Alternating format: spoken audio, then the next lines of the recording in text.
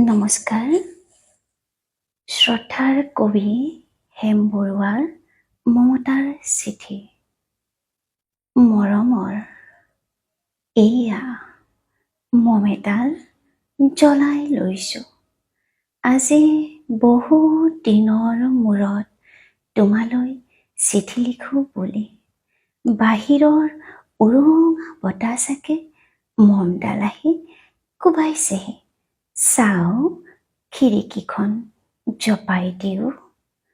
7 বছৰৰ আগৰ কথাবোৰ তোমাৰ বাৰু মনত আছেনে?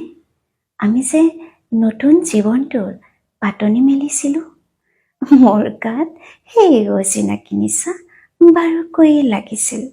সিদিনা আছিল কাতিৰ কুঁৱলী সনা এটা কোমল পুৱা।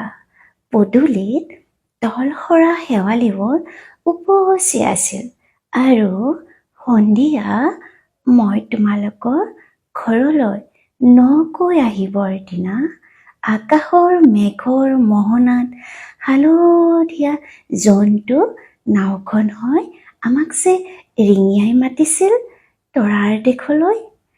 মই লোৱা কঁকালৰ ৰঙাৰিয়াখনলৈ তুমি বাৰু তেনেকৈ কিয় একেথৰে চাইছিলা? মোৰ কেনে লাগিছিল জানা? তুমি যেন কোনোবা দূৰ বিদেশৰ স্বপ্নাতুৰ আলোকৰ মানুহ আৰু মই যেন তলসৰা এপাহ শেৱালি। সেইদিনা মন সাগৰত মোৰ এৰি অহা আৰু আহি পোৱা অলেখ ঢৌৰ কঁপনি জাগিছিল। তোমাৰ বাৰু এইবোৰ কথা মনত নাই? আমাৰ দেউতাই যে চিঠিত লিখিছিল, আই তই নতুন ঘৰখনত হাঁহি মাতি থাকিবি।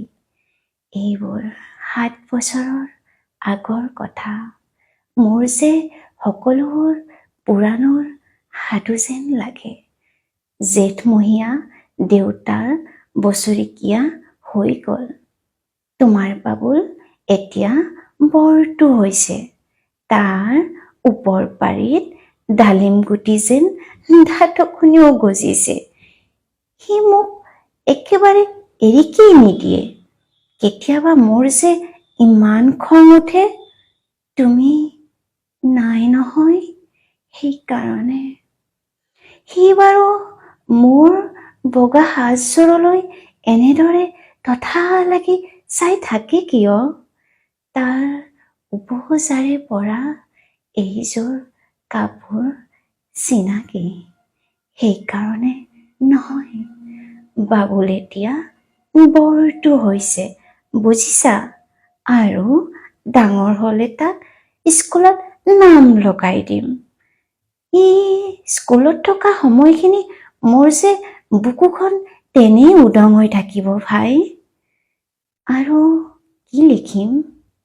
বিশেষ একো নাই। মোৰে শপত, তুমি যিদিনা উলটি আহিবা মোক আগতীয়াকৈ জনাবা দেই।